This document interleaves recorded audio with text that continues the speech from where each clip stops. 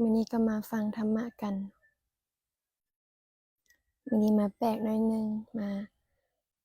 เปลี่ยนบรรยากาศเปลี่ยนสถานที่เพราะว่าช่วงนี้ดอกไม้งามหลายเนาะในวัดเฮาก็เลยเปลี่ยนสถานที่ลองเบิ่งมื้อนี้เป็นบรรยากาศเนาะมื้อนี้ก็มาฟังธรรมะกันก็ได้ห่างหายไปหลายมื้อหลายวันเลยก็เลยได้เอามานำธรรมะมากล่าวสู่ฟังอีกวันนี้ก็จะเอาเรื่องของเอตทัคคะด้านภิกษุณีเนาะมากล่าวให้ฟัง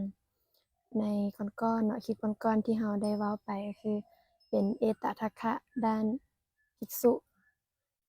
ที่ว่า41ทานได้จบไปตอนนี้ก็จะเอาเรื่องของเอตทัคคะฝ่ายภิกษุณีเนาะมีทั้งหมด13ท่านก็จะมากล่าวให้ฟังเทื่อละองค์เนาะน่าจะพร้อมกันแล้วเนาะขอความนอบน้อมของข้าพเจ้าจงมีแด่พระรัตนตรัยอันเป็นที่พึ่งของเฮาอันสูงสุดขอน้อมนมัสการพระสงฆ์เนาะพระภิกษุสงฆ์ที่ว่าเข้ามารับฟังในมื้อนี้แล้วก็ขอสบายดีมายังทุกคนญาติธรรมทั้งหลายที่ว่าพอจะสละเวลาเพื่อที่จะมาสั่งสมปัญญาสั่งสมบุญนำกันมื้อนี้ก็ได้นำเอาธรรมะเรื่องของเอตทัคคะด้านภิกษุณีเนาะก็คือพระนางเขมาเถรีที่ว่าเป็นเอตทัคคะในด้านเป็นผู้มีปัญญาหลายนั่นเองเลยจะเป็นของฝ่ายภิกษุณีทั้งหมดจะมีอยู่13ท่านเนาะ13ท่านทีนี้ก็เลยเอาเรื่องของ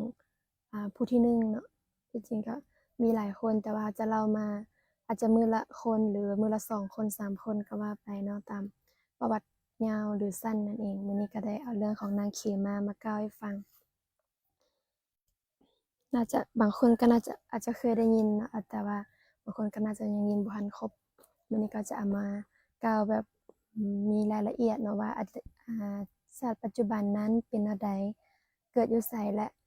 มีเหตุการณ์แนวใดก่อนจะเข้าไปบวชก่อนที่จะบรรลุธรรมแล้วก็หลังจากบวชแล้วมีการเฮ็ดงานศาสนาหรือว่าเผยแพร่ธรรมะคำสอนแบบใดแล้วก็อดีตชาติหรือว่าชาติก่อนๆของนางนั้นได้เฮ็ดบุญหยังพัฒนาตอนใดเนาะพัฒนาเพื่อจะมาเป็นตำแหน่งนี้นะนางเฮ็ดหยังแดนเขาก็จะได้มากล่าวให้ฟังในมื้อนี้อ่า ก็คือสมัยของพระพุทธเจ้าของเราเนาะสมัยของพุทธเจ้าโคตมะของเรานางก็ได้เป็นลูกของกษัตริย์เนาะหรือว่าเป็นเจ้าหญิงก็ได้เอิ้นว่าเป็นเจ้าหญิงเป็นพระราชธิดาของพระเจ้ามัทธราชในสากลนครหรือว่าเป็นกรุงสาคละแคว้นมัทธะเนาะชื่อว่านางเขมาก็เพราะว่านางนั้นเป็นผู้ที่ว่ามีผิวพรรณหรือว่าวรรณะเลื่อมเลื่อดัง คือกับน้ำทองคำเนาะผิวพรรณนางคือกับน้ำทองคำนั่นเองนางก็เลยได้ชื่อว่านางเขมานั่นเองเมื่อเจริญวัยแล้วนางก็ได้ไปอภิเษกสมรสกับพระเจ้าพิมพิสารพระเจ้าพิมพิสารที่ว่าเป็นพระโสดาบันที่ว่าอยู่เมืองราชคฤห์เนาะที่เรารู้กันที่ว่าเป็นผู้สร้างวัดเวฬุวันถวายพระพุทธเจ้าเป็นวัดแห่งแรกของโลกเลยนั่นแหละที่เรารู้จักกันนางเขมาหรือว่า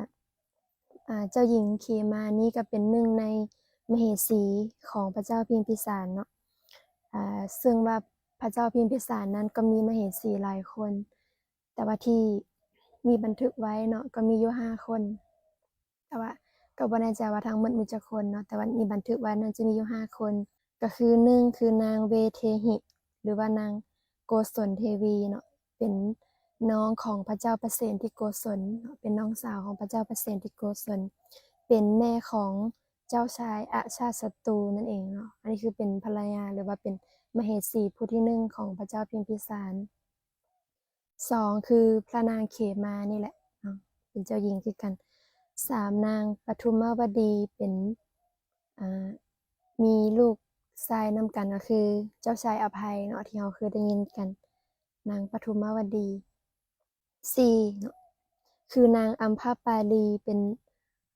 โสเภณีที่ว่างามที่สุดในยุคนั้นสมัยนั้น แต่ว่าเป็นโสเภณีที่ว่างามแล้วก็หั่งมีฐานะดีเนาะหั่งมีแล้วก็ถูกแต่งตั้งจากพระราชาเลย แล้วก็เพิ่นกับพระเจ้าพิมพิสารนั้นก็ได้มีลูกชายนำกัน แล้วก็ได้สุดท้ายก็ได้ออกไปบวชเนาะได้บรรลุเป็นพระอรหันต์คือกันชื่อว่าพระวิมลโกณฑัญญเถระนี่เป็นลูกชายของนางอัมพปาลีกับพระเจ้าพิมพิสารนั่นเองและผู้สุดท้ายคือเจ้าหญิงจูนทีนะจูนทีที่ว่าเป็นอันนี้ก็เป็นเจ้าหญิงคือกันมีคนรับใช้ตั้ง500นางเนาะเป็นอุบาสิกาคนหนึ่งที่ว่ามีศาสนาในศาสนาพุทธคือกันตัวนี้เนาะก็คือที่ว่ามาคือหมายถึงว่าพระเจ้าพิมพิสารนั้นมีมเหสีอยู่5คนที่ว่ามีการบันทึกไว้พระนางเขมาก็เป็นหนึ่งในนั้นอันนี้คือต่อมาเนาะแล้วแต่ว่านางเนาะนางก็เป็นผู้ที่ว่างามเนาะเป็นผู้ที่ว่ามีรูปโฉมงามหลายแล้วก็เป็นผู้ที่ว่ายินดีพอใจในการบำรุงดูแลร่างกายของตนหลายเลยเป็นผู้ที่มัวเมาในรูปโฉมบ่พอใจทุกครั้งที่ว่ามีคนกล่าวถึงโทษของกายเนาะว่าถ้าไผที่มาเว้าว่าร่างกายนี้เป็นของบ่งามเป็นของมีโทษอันนี้นางก็จะบ่พอใจนางก็เลยบ่ยอมที่จะไปเข้าเฝ้าพระพุทธเจ้าเลยเพราะว่าเกรงว่าพระพุทธเจ้าจะสอนเรื่องโทษของร่างกายโทษของรูปนะนางก็เลยบ่ไปเข้าเฝ้าพระพุทธเจ้าเลยดังนั้นเนาะพระเจ้าพิมพิสารก็ได้คิดหรือว่าดำริในใจว่าตนเองเนาะคือพระเจ้าพิมพิสารนั้นก็เป็นเอิ้นว่าเป็นอุบาสกผู้หนึ่งเป็นอุปถากคนหนึ่งที่ว่ามีศรัทธาหลายแล้วก็เป็นเอิ้นว่าเป็นพระโสดาบันพอเนาะมีศรัทธาอย่างมั่นคงเรียบร้อยเนาะต่อศาสนาหรือว่าต่อพระพุทธเจ้า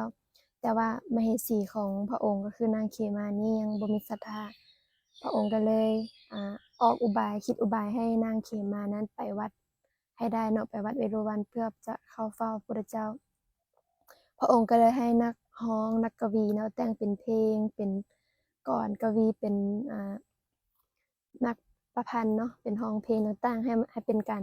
พรรณนาถึงความงามของวัดเวรุวันว่ามีความงามแบบนั้นแบบนี้เนาะซึ่งในเนื้อหาของบทเพลงหรือว่าบทกลอนบทประพันธ์ที่ว่าพระเจ้าพิมพิสารให้แต่งนั้นก็จะเว้าประมาณว่าวัดเวรุวันนั้นงามหลายเนาะมีดอกไม้มีสัตว์นานาพันธุ์ต่างๆงามคือกับสวนนันทวันอยู่ในสวรรค์เลยนะคือในสวนดอกไม้ที่ว่าอยู่ในสวรรค์ดาวดึงส์เลยแบบความงามหลายถ้ามีเทวดาลงมาวัดเวรุวันก็จะเกิดความรื่นเริงเกิดความประทับใจในวัดเวรุวันเพราะว่ามีความงามคล้ายๆกับสวรรค์เนาะประมาณนี้เนาะเนื้อหาของบทเพลงหรือบทประพันธ์ของเพิ่นที่เพิ่นแต่งขึ้นมาแล้วก็ให้นักร้องนั้นไปร้องเพลงไปขับรำใกล้ๆที่อยู่ที่อาศัยหรือว่าตำหนักของพระนางเขมานั้นให้ได้ยินเมื่อนางเขมาได้ยินเรื่อยๆก็เกิดความสนใจขึ้นมาว่าวัดเวรุวันนั้นงามปานนี้ก็เลยอยากจะไปเบิ่งสักครั้งประมาณนี้เนาะเพราะว่าเห็นพรรณนางามแรงเลยเป็นอุบายของพระเจ้าพิมพิสารต่อมาก็นางก็ได้ไปขออนุญาตพระเจ้าพิมพิสารว่าขอไปวัดเวรุวันเพื่อจะไปเยี่ยมชมสวนไปเยี่ยมชมความงามของวัดเวรุวันนั่นแหละพระเจ้าพิมพิสารก็ได้กำชับหรือว่าได้สั่งกับทหาร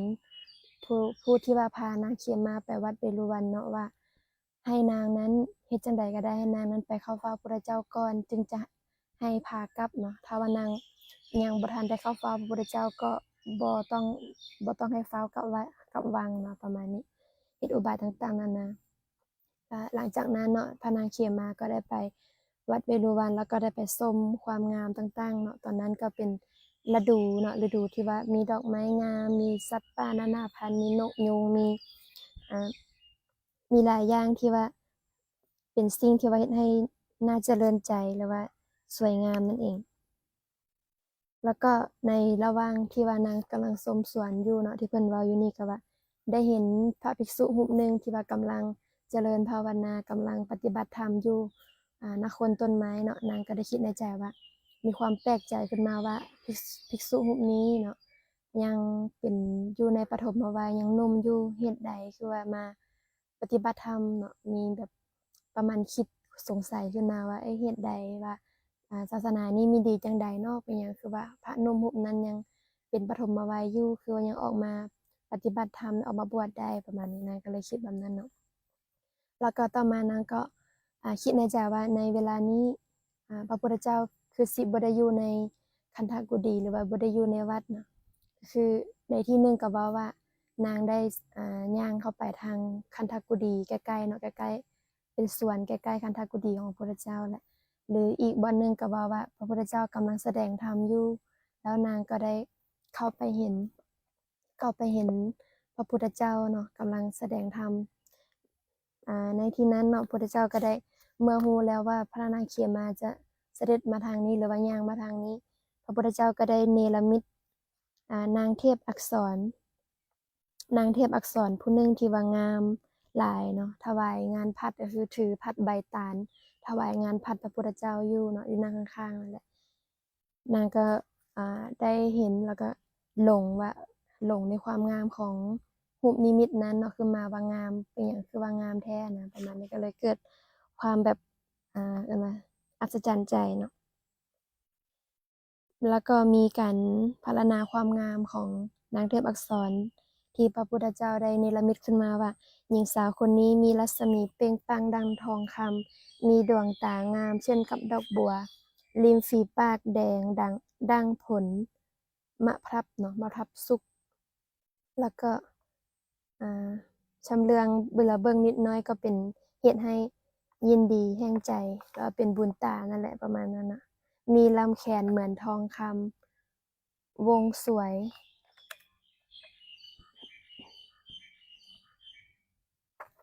แล้วก็ทันทั้งคู่เต่งตึงดังดอกบัวตูมมีเอวกลมกล่อมสะโพกผึ่งผาย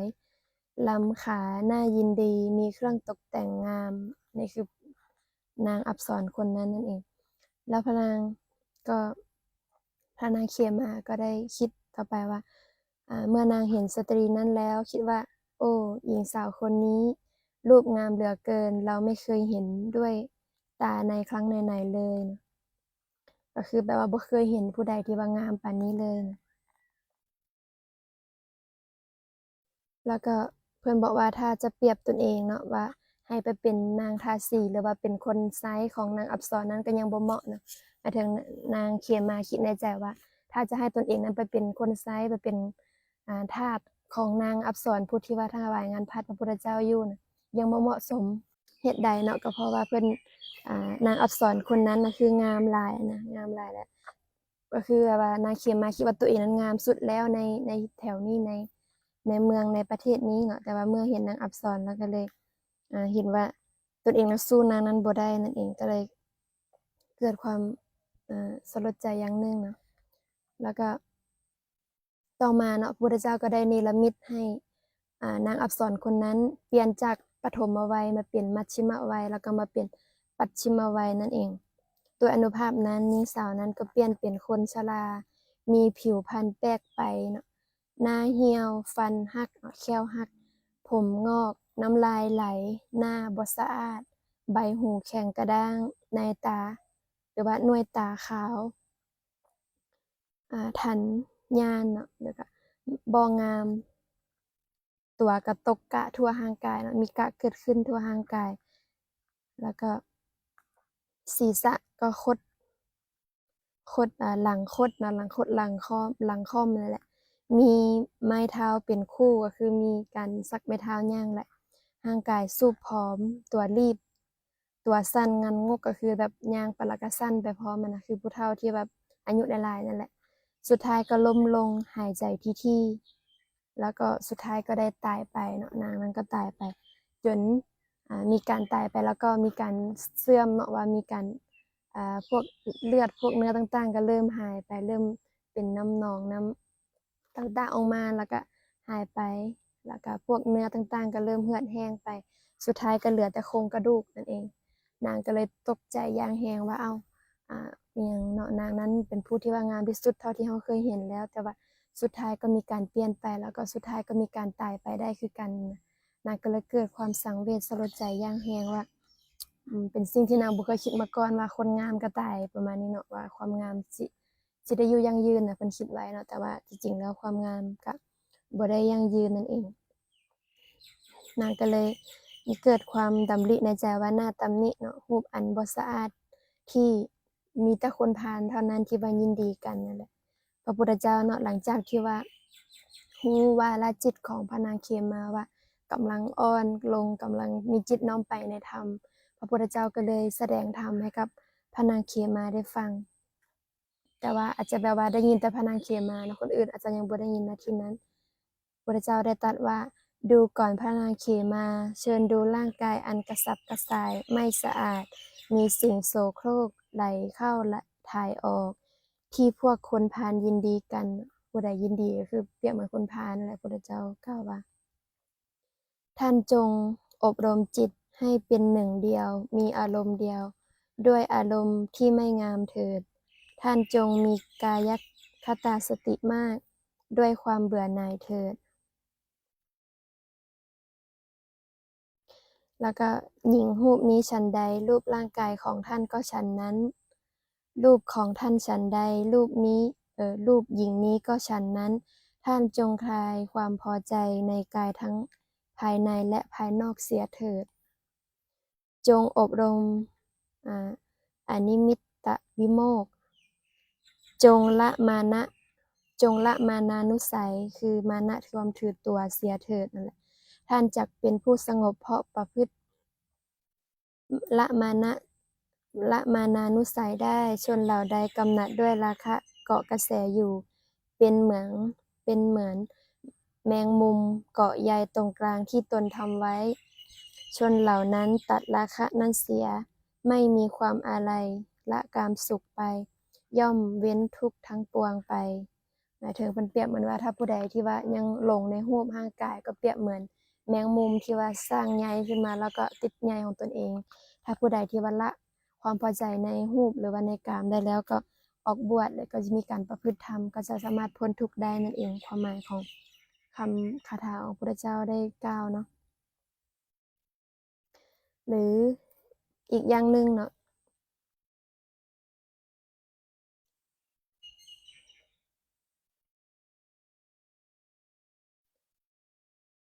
แล้วก็หลังจากที่ว่าพระนางได้ฟังธรรมะคำสอนหรือว่าฟังคาถาที่พระพุทธเจ้าได้ตรัสกับนางแล้วนางก็ได้บรรลุ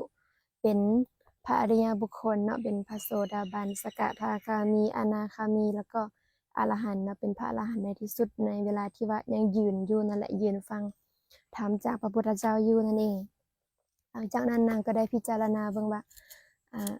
นางก็ได้รู้เนาะว่าถ้าเป็นพระอรหันต์แล้วนั้นบ่สามารถที่จะอยู่เป็นเพศฆราวาสได้ถ้าอยู่ก็จะอยู่ได้แค่มื้อเดียวก็จะต้องตายเนาะเพราะว่าเพศของฆราวาสนั้นบ่สามารถรองรับคุณธรรมของพระอรหันต์ได้ก็จะมีอยู่2ทางเลือกคือ1ก็คือต้องปรินิพพานในมื้อนั้นหรือจะต้องได้บวชเป็นพระภิกษุณีนั่นเองนางก็เลยคิดว่าอยากจะบวชเนาะอยากจะบวชเพราะว่าใจนางก็ได้บรรลุธรรมแล้วก็อยากจะบวชแล้วก็อยากจะเฮ็ดประโยชน์ให้แก่ศาสนาอยากจะเผยแพร่ต่างๆธรรมะต่างๆนั่นแหละนางก็เลยเสด็จกลับวังเนาะเสด็จกลับวังแล้วก็ไปขออนุญาตจากพระเจ้าพิมพิสารขอบวชนั่นเองก็พระเจ้าพิมพิสารก็เห็นดีอย่างยิ่งเลยเพราะว่าเป็นความต้องการของพระเจ้าพิมพิสารอยู่แล้วจากนั้นก็ได้มีการแห่เนาะแห่ให้นางนั่งอยู่วอทองแล้วก็มีการแห่ขบวนต่างๆที่ว่าจะไปส่งนางไปสู่วัดเวรุวันนั่นแหละแล้วก็ไปบวชที่วัดเวรุวันกับพระพุทธเจ้านั่นเอง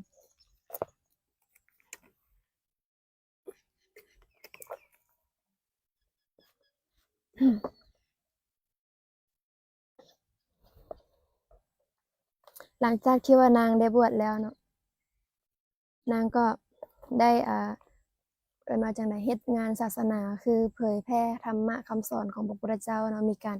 เทศน์ธรรมะกล่าวธรรมะให้กับเป็นบริษัททั้งหลายเนาะบริษัทเป็นด้านภิกษุณีหรือว่าจะเป็นอุบาสกอุบาสิกาต่างๆที่ว่ามีผู้ที่มีศรัทธาในการฟังธรรมนั่นแหละอาจจะเป็นในวัดหรือว่านอกสถานที่นางก็ได้ให้ธรรมะต่างๆหรือว่าแสดงธรรมต่างๆเพื่อเป็นการเผยแพร่ศาสนานั่นเองต่อไปเรื่อยๆเลยแล้วก็มีเรื่องราวอีกเรื่องหนึ่งเนาะมีเรื่องราวอีกเรื่องหนึ่งก็คือมีมื้อหนึ่งเนาะมีมารเนาะมารก็คือมารที่ว่าอยู่ สวรรค์ชั้นที่6นั่นแหละลงมาเพื่อที่จะมาก่อกวนนางนั่นแหละมาก่อกวนนางคิดว่านางยังบ่ได้บรรลุธรรมก็เลยลงมาก่อกวนพรหมจรรย์หรือว่าก่อกวนอยากให้นางนั้นสั่นคลอนอยากจะเกิดราคะประมาณนี้เนาะนะมานั้นก็เลยได้ลงมาเนาะเห็นในวันหนึ่งเนาะพระนางเขมาเทลีได้นั่งพักกลางวันอยู่ที่โคนต้นไม้ต้นหนึ่งมีมารผู้ใจบ้าแปลงกายเป็นชายนุ่มเข้าไปหาก้าวเชิญชวนพระเถรีว่าแม่นางเขมาเอ่ยเจ้าก็สาวเราก็หนุ่มแน่นมาสิเรามาอภิรมย์กันด้วยดนตรีเครื่อง5เถิดเจ้าประมาณว่าเชิญชวนให้มาเสพกรรมคุณนำกันนั่นแหละพระนางก็ได้กำหนดประโยชน์เนาะว่าจะต้องได้ตอบมานั้นไปก็เลยเหตุผลที่นางตอบไปก็คือ1เพื่อให้ฮู้ว่านางฮู้ว่าคนนี้เป็นมารเนาะ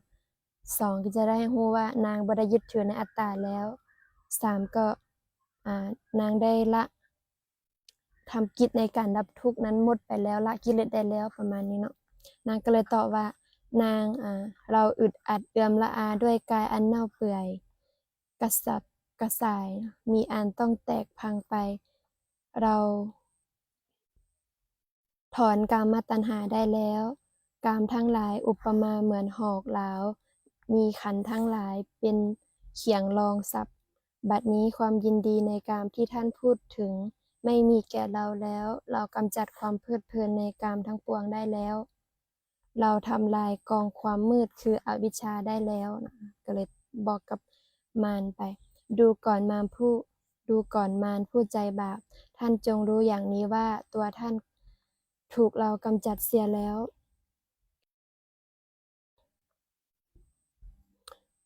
พวกคนเขาไม่รู้ตามความเป็นจริงพากันนอบน้อมดวงดาวทั้งหลายท่านนำท่านไปสู่ป่าคือลัทธิแล้วสำคัญว่าบริสุทธิ์ส่วนเรานอบน้อมเฉพาะพระสัมมาสัมพุทธเจ้าผู้เป็นอุดมบุรุษจึงพ้นทุกข์ทั้งปวงชื่อว่าทำตามคำสั่งสอนของพระศาสดาแล้วเนาะที่มีพระเจ้าประเสนที่โกศลเข้าไปถามปัญหานางเขมาเทลีแล้วก็หลังจากได้คำตอบมาแล้วก็เอาคำถามเดียวกันไปถามกับพระพุทธเจ้าพระพุทธเจ้าก็ได้ตอบมาคือกันเลยเนาะพระเจ้าประเสนก็เลยเกิดความอัศจรรย์ใจว่าระหว่างอัดกับอัดพยัญชนะกับพยัญชนะสามารถเทียบสามารถเข้ากันได้นั่นเองก็เลยเกิดความอัศจรรย์ใจต่อมาพระนางก็ได้ถูกแต่งตั้งจากพระพุทธเจ้าว่าเป็นผู้เลิศหรือว่าเป็นเอตทัคคะในด้านเป็นผู้มีปัญญาหลายในฝ่ายของภิกษุณีเนาะและบรรดาภิกษุณีทั้งหลายทั้งหมดพระนางเขมานี่แหละก็เป็นผู้ที่ว่าเลิศที่สุดในบรรดาภิกษุณีทั้งหลายนั่นเองทีนี้เราก็จะมาว่าเรื่องของอดีตชาติของพระนางเขมาเทลีเนาะว่าเคยเฮ็ดบุญหยังมาแล้วก็เคยพัฒนาไว้ตอนใดนั่นเอง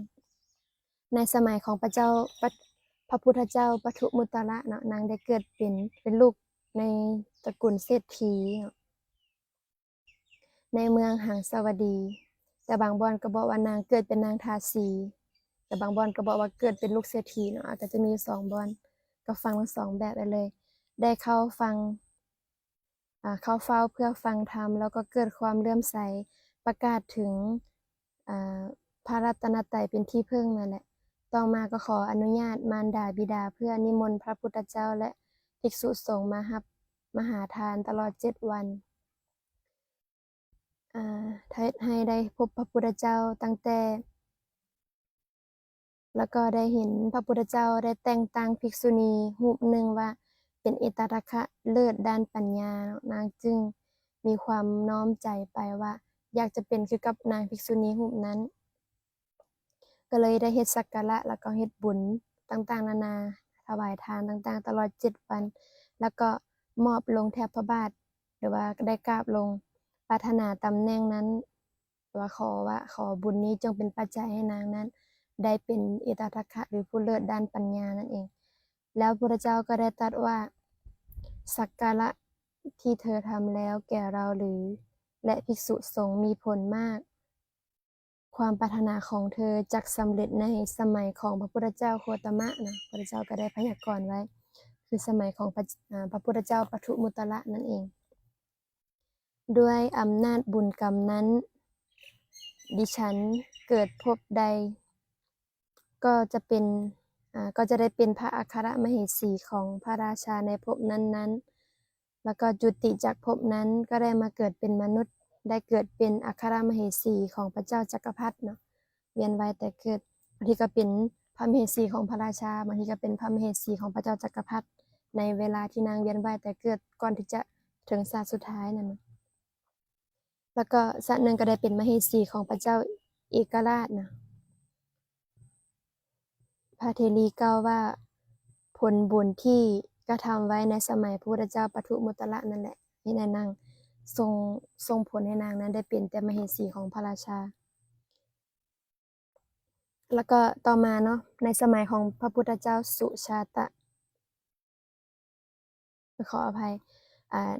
เป็นภิกษุณีรูปหนึ่งเนาะชื่อว่าสุชาตะเทรีผู้นั้นก็เป็นอัครสาวิกาของพระพุทธเจ้าพระองค์ใดพระองค์หนึ่งเนาะบ่ได้กำหนดบ่ได้บอกชื่อกำลังเที่ยวบิณฑบาตอยู่เนาะนางก็ได้ถวายขนมต้ม3ก้อน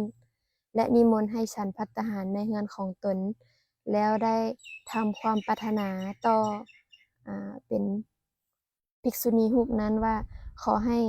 ดิฉันพึงมีปัญญาเหมือนท่านในการของพระพุทธเจ้าในอนาคต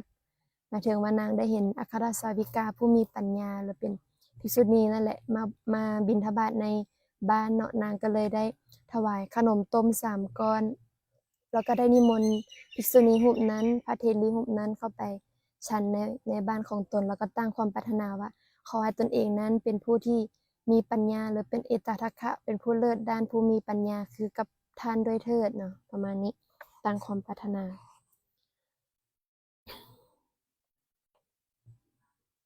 แล้วก็ต่อมานางก็ได้เป็นผู้ไม่ประมาทเนาะประพฤติธรรมประพฤติกุศลทั้งหลายจนตลอดชีวิตในต่างๆนานางก็ได้มีการประพฤติธรรมปฏิบัติธรรมต่อกันมาเนาะบ่เป็นผู้บ่ประมาทนั่นเองบ่แม่นว่าปรารถนาแล้วก็อยู่เฉยๆแล้วก็บ่เฮ็ดบุญบ่เฮ็ดทานพอแต่ให้มันมาถึงก็บ่แม่นเนาะนางก็ได้ตั้งใจสั่งสมบุญบารมีให้ทานรักษาศีลภาวนาไปทุกภพทุกชาติเลยต่อมาเนาะในสมัยของพระพุทธเจ้าวิปัสสีนางก็ได้ฟังธรรมแล้วก็ออกบวชประพฤติพรหมจรรย์อยู่10,000 ปีเนาะเป็นพหูสูตรฉลาดในปัจจัยการมีปัญญาละเอียดแสดงธรรมได้ไพเราะแสดงว่านางแต่ละพระพุทธเจ้าแต่ละพระองค์ก็ได้ออกบวชแล้วก็มีการเป็นผู้มักแสดงธรรมมักกล่าวธรรมะคือกัน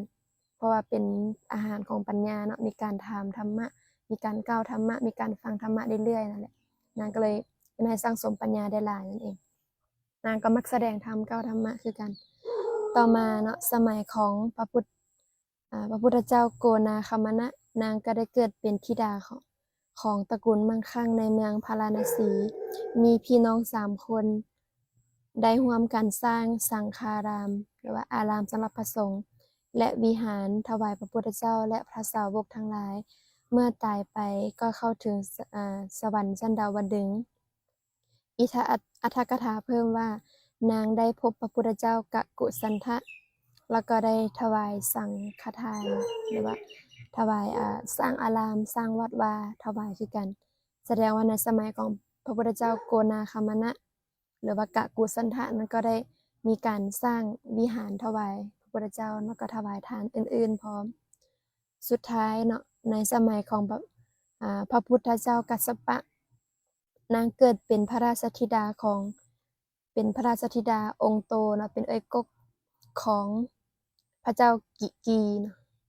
แห่งกรุงพาราณสีมีชื่อว่าสามณีมีพี่น้องเอ้ยน้องนำกัน7 คนทั้งหมดได้ฟังธรรมแล้วก็ต้องการจะออกบวชแต่พระราชธิดาขอไว้แต่พระราชบิดาก็บ่ยินยอมบ่อนุญาตให้ออกบวชทั้งหมดจึงได้ไปประพฤติกุมารีพรหมจรรย์อยู่ถึง20,000 ปีก็คือประพฤติพรหมจรรย์ตั้งแต่ยังเป็นกุมารี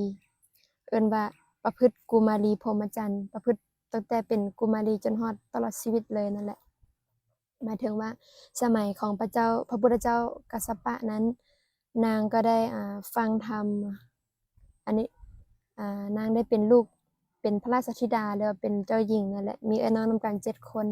หลังจากฟังธรรมก็เกิดความศรัทธาต้องการออกบวชแต่ว่าพระบิดานั้นบ่อนุญาตแล้วก็บ่ให้ออกบวชนั่นแหละ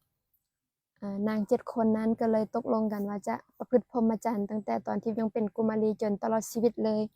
ในระยะเวลา 20,000 ปีเลยเนาะแล้วก็ตลอดชีวิตเลยคือประพฤติพรหมจรรย์หมายถึงถือศีล8เนาะถือศีล8ตลอดชีวิตตั้งแต่ยังเป็นกุมารีจนฮอดตลอดชีวิตเลยก็คือบ่ได้แต่งงานแล้วก็ประพฤติรักษาศีล8รักษาอุโบสถนั่นแหละตลอดชีวิตเลยตลอด 20,000 ปีในบรรดา7คนเนาะหรือว่า7เอ้ยน้องนั้นก็มีชื่อต่างๆก็คือ1เนาะพระนางสมณี2พระนางสมณคุตตา3พระนางภิกขุณี4นางภิกขุทาสิกา5นางธรรมา6นางสุธรรมา7นางสังฆทาสิกามีอยู่7นางที่ว่าเป็นไอ้น้องกันแล้วก็มาถึงศาสตร์ปัจจุบันเนาะมาถึงศาสตร์ปัจจุบันก็คือสมัยของพระพุทธเจ้าโคตมะของเรานี่เองในบรรดา7เอ้ยน้องนั้นเนาะก็ได้มาเกิดนำกันคือเก่าเนาะแต่ว่าบ่ได้เป็นไอ้น้องกันแหละแต่ว่าเกิดในสมัยเดียวกันบางคนก็ไปเป็นเจ้าหญิงบางคนก็ไปเป็นคนธรรมดาแต่ว่าบางคนก็เป็นลูกเศรษฐีทั่วไปแต่ว่าทั้ง7คนนั้นก็มาเกิดในสมัยนี้คือกันทั้งหมดเลยแตกต่างแต่สถานะแล้วก็ชื่อเนาะในพระราชธิดาทั้ง7นั้นเนาะชาติสุดท้ายก็ได้มาเป็นผู้ที่1ก็ได้มาเป็นพระนางเขมาเถรี2ผู้ที่2ก็ได้มาเป็นนางอุบลวรรณาเถรี3ได้เป็นพระปัตตาจาราเถรี4ได้เป็นพระนางกุณฑลเกษาเถรี5เป็นพระนางกีสาโคตมีเถรี6เป็นพระนางธรรมทินนาเถรี7ได้เป็นนางวิสาขานั่นเองก็คือทั้ง7ไอ้น้องก็ได้มาเกิดในสมัยเดียวกันแล้วก็ได้สร้างบุญสร้างกุศลสุดท้ายก็ได้บรรลุธรรมทั้งหมดเลยเนาะบรรดา7ไอ้น้องบางคนส่วนหลายเลยก็จะเป็นพระอรหันต์โดยส่วนหลายก็จะเป็นพระอรหันต์มีแต่นางวิสาขาที่ว่าได้เป็นพระโสดาบันเนาะเพราะว่านางวิสาขาก็ได้ปรารถนาไว้ว่ายังต้องการที่จะเป็นว่าจะในรับความสุขในสังสารวัฏต่อแต่ว่าบ่เกิน7ชาตินะอยู่อีก7ชาติเราจึงจะขอบรรลุอรหันต์ประมาณนี้เนาะแต่ว่าอีกที่เหลือก็บรรลุเป็นพระอรหันต์เลยก็คือตายจากชาตินี้ปุ๊บแล้วก็ปรินิพพานเลยบ่ต้องกลับมาเกิดอีกเลยนั่นเองพ้นจากทุกข์ในชาตินั้นเลยเนาะอันนี้คือประวัติความเป็นมาของพระนางเขมาเถรีที่เราได้เอามากล่าวสู่กันฟังว่าพระนางเขมาเถรีนั้นแม่นไผในศาสตร์ปัจจุบันได้เกิดในตระกูลใดเนาะคือเกิดในตระกูลของกษัตริย์เป็นเจ้าหญิงเนาะแล้วก็ต่อมาก็ได้อภิเษกกับพระเจ้าพิมพิสารแล้วก็เป็นผู้ที่ว่าหลงในรูปโฉมหลงในความงามของตนเองนั่นแหละพระเจ้าพิมพิสารก็เลยออกอุบายต่างๆให้นักกวีนักแต่งเพลงมาแต่งเพลงให้ฟังแล้วก็ให้นางนั้นเกิดความสนใจว่าอยากจะไปวัดเวรุวันหลังจากนั้นนางก็ได้ไปขออนุญาตพระเจ้าพิมพิสารไปวัดหลังจากไปวัดแล้วก็ได้เห็นนางอัปสรที่พระพุทธเจ้าได้เนรมิตขึ้นมาเนาะจับพัดใบตาลถวายงานพัดพระพุทธเจ้าอยู่ที่ว่าเป็นผู้สาวงามกว่าตัวเองอีกนะที่ว่าอยู่ในปฐมวัยต่อมาก็เป็นมัชชิมวัยแล้วก็เป็นปัจฉิมวัยมีการแบบงามแล้วก็เริ่มเปลี่ยนไปจนสุดท้ายก็ได้ตายลงแล้วก็เหลือแต่โครงกระดูกก็เลยเกิดความสลดสังเวชใจว่าขนาดคนงามปานนั้นก็ยังสามารถตายได้รูปก็ยังเปลี่ยนไปได้นะเกิดความสลดสังเวชใจแล้วพระพุทธเจ้าก็เลยได้รู้วาระจิตของพระนางว่าเหมาะสมแก่การฟังธรรมก็เลยได้แสดงธรรมตัดธรรมะให้กับพระนางเขมาเถรีได้ฟังไปนั่นแหละก็เลยหลังจากฟังธรรมแล้วก็ได้บรรลุเป็นพระอรหันต์ในเวลาที่กำลังยืนอยู่นั่นเองหลังจากบรรลุเป็นพระอรหันต์แล้วก็ได้คิดว่าอยากจะบวชเนาะก็เลยกลับไปขออนุญาตพระเจ้าพิมพิสารว่าขอออกบวชหลังจากออกบวชแล้วก็ได้เฮ็ดกิจหรือว่าได้ เฮ็ดเวียกของศาสนาคือมีการกล่าวธรรมะแสดงธรรมะต่อบริษัทภิกษุณีอุบาสกอุบาสิกาต่างๆให้ผู้อื่นได้ฟังธรรมแล้วก็ได้มีการบรรลุธรรมตามๆกันตามๆตนเองนั่นแหละแล้วก็มีการต่อมาก็มีพระเจ้าประเสนเนาะพระเจ้าประเสนก็ได้เข้าไปสนทนาไปขอถามธรรมะกับพระนางเขมาเทลีในมื้อหนึ่งเนาะว่าถามธรรมะที่เป็นหัวข้อธรรมะนั่นแหละพระนางเขมาก็ได้ตอบคำถามพระเจ้าประเสนที่โกศลไปแล้วพระเจ้าประเสนที่โกศลก็ได้นำเอาคำถามเดียวกันนั่นแหละไปถามกับพระพุทธเจ้าแล้วพระพุทธเจ้าก็ได้ตอบมาเป็นคำตอบเดียวกันเลยว่าอัตก็คือกันพยัญชนะหรือคำเว้าก็คือกันความหมายก็คือกันพระเจ้าประเสนที่โกศลก็เลยเกิดความอัศจรรย์ใจว่าหาได้ยากว่าคำตอบคือกันหลายนะก็เลยหมายความว่านางเป็นผู้มีปัญญาหลายนั่นเองพระพุทธเจ้าก็เลยได้แต่งตั้งให้พระนางเขมาเทลีนั้นเป็นเอตทัคคะหรือว่าเป็นผู้เลิศในด้านของเป็นผู้มีปัญญาหลายนั่นเองเนาะก็เพราะว่านางได้ปรารถนามาบ่แม่นว่าอยู่ๆก็ได้นะแต่ว่านางเคยปรารถนามาแล้วก็เฮ็ดบุญมานั่นเองก็เลยได้รับตำแหน่งนี้เนาะแล้วก็มีบันทึกไว้ว่าตอนที่พระนางจะปรินิพพานมันจะเป็นพร้อมกับพระนางมหาประชาบดีเทรีเพราะว่าตอนนั้นจะมีหลายภิกษุณีหลายคนที่ว่าปรินิพพานพร้อมกันพระนางเขมาก็ได้ปรินิพพานพร้อมกันมื้อเดียวกันกับนางประชาบดีเทรีนั่นแหละที่เพิ่นบันทึกไว้นะก็ประมาณนั้นเนาะแล้วก็ในอดีตชาตินางก็ได้เคยเฮ็ดบุญเฮ็ดทานเนาะเจอพระพุทธเจ้าหลายองค์แล้วก็หลังตอนที่เจอก็มีการได้ฟังธรรมเกิดศรัทธาแล้วก็ได้นิมนต์พระสงฆ์มาเฮือนตนเองแล้วก็ถวายทาน7วันถวายทานถวายอาหารถวายผ้าต่างๆบ่แล้วก็มีการอ่าบางทีก็สร้างวัดวาอารามถวายพระสงฆ์ถวายวัดนั่นแหละต่างๆแล้วก็มีการบางทีก็ออกบวชเนาะบางชาติก็ออกบวชบางชาติก็บ่ได้ออกบวชนะแล้วก็เป็นผู้ที่บ่ประมาทมีการเฮ็ดบุญเฮ็ดทานเนาะในการให้ทานรักษาศีลเจริญภาวนาต่างๆนานาก็เฮ็ดแบบว่าเต็มที่เลยทุกๆชาติเนาะเฮ็ดบุญนางก็เลยจนกว่านางจะบรรลุธรรมได้นั่นแหละแล้วหลังจากที่ว่านางตายจากการเฮ็ดบุญชาตินั้นไปแล้วนางก็ได้ไปเกิดในสวรรค์เป็นพระมเหสีของพระราชาพระมเหสีของพระเจ้าจักรพรรดิแล้วก็เวียนว่ายแต่เกิดแต่ในที่ดีจนมาถึงสมัยของพระพุทธเจ้ากัสสปะก็ได้เกิดเป็นลูกเศรษฐีคือกันลูกของกษัตริย์เนาะแบบเป็นพระเจ้ากิกีที่ว่ามีพี่น้องกันนำกัน7คนก็มีการที่ว่าฟังธรรมแล้วก็เกิดศรัทธาเมื่อเกิดศรัทธาแล้วก็ทั้ง7พี่น้องก็ได้ตกลงกันว่าจะรักษาประพฤติธรรมหรือว่าประพฤติพรหมจรรย์ตลอดชีวิตเลยเนาะตลอด20,000 ปีตั้งแต่อายุตัวเองยังเป็นกุมารียังน้อยอยู่นั่นแหละก็ได้มีการประพฤติปฏิบัติธรรมจนตลอดชีวิตเลยด้วยกุศลที่ว่านางเฮ็ดทั้งหมดเนาะด้วยเป็นบุญกุศลที่มีกำลังนั่นแหละนางก็เลยเฮ็ดให้บุญกุศลของนางนั้นเต็มไปเนาะเต็มแล้วก็ได้สุดท้ายก็ได้มาถึงสมัยของพระพุทธเจ้าองค์ปัจจุบันเฮาพระพุทธเจ้าโคตมะก็ได้ฟังธรรมแล้วก็ได้บรรลุเป็นพระอรหันต์ในที่สุดนั่นเองอันนี้ก็คือประวัติความเป็นมาของพระนางเขมาเทรีที่เป็นเอตทัคคะผู้เลิศในด้านของเป็นผู้มีปัญญานั่นเองที่ว่าเฮานำมากล่าวให้ฟังในมื้อนี้เนาะก็หวังว่าข้อมูลจะครบถ้วนแล้วก็น่าจะเนื้อหาน่าจะมีอยู่หลากหลายเลยเนาะมื้อนี้เนาะก็ในมื้อต่อไปก็อาจจะเอาประวัติความเป็นมาของ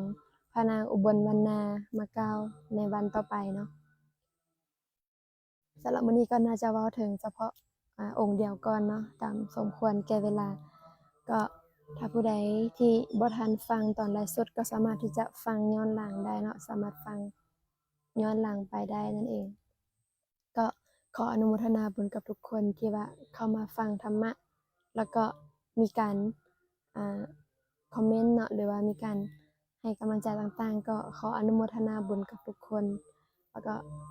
ในโอกาสวาระต่อไปจึงมาฟังธรรมะในมื้อต่อไปนำกันเนาะสำหรับมื้อนี้ก็น่าจะสมควรแก่เวลาก็ขออนุโมทนาบุญกับทุกคนแล้วก็ขอแบ่งบุญนี้ให้กับสรรพสัตว์ทั้งหลายเทวดาทั้งหลายที่อยู่ใกล้และอยู่ไกลพร้อมทั้ง ญาติกาวงศาทั้งหลายของข้าพเจ้าตั้งแต่อดีตชาติจนถึงปัจจุบันขอบุญนี้จงเป็นปัจจัยเพื่อความพ้นจากทุกข์เพื่อการเห็นธรรมที่พระอริยเจ้าทั้งหลายได้เห็นขอให้เป็นผู้มีปัญญาเป็นผู้มีศรัทธาเป็นผู้ยินดีในการศึกษาธรรมะในการปฏิบัติธรรมและในการแบ่งปันธรรมะแบบนี้ต่อไปเรื่อยๆท้ายที่สุดก็ขอให้ได้บรรลุมรรคผลนิพพานในอนาคตการอันใกล้ๆนี้ด้วยเถิดสาธุ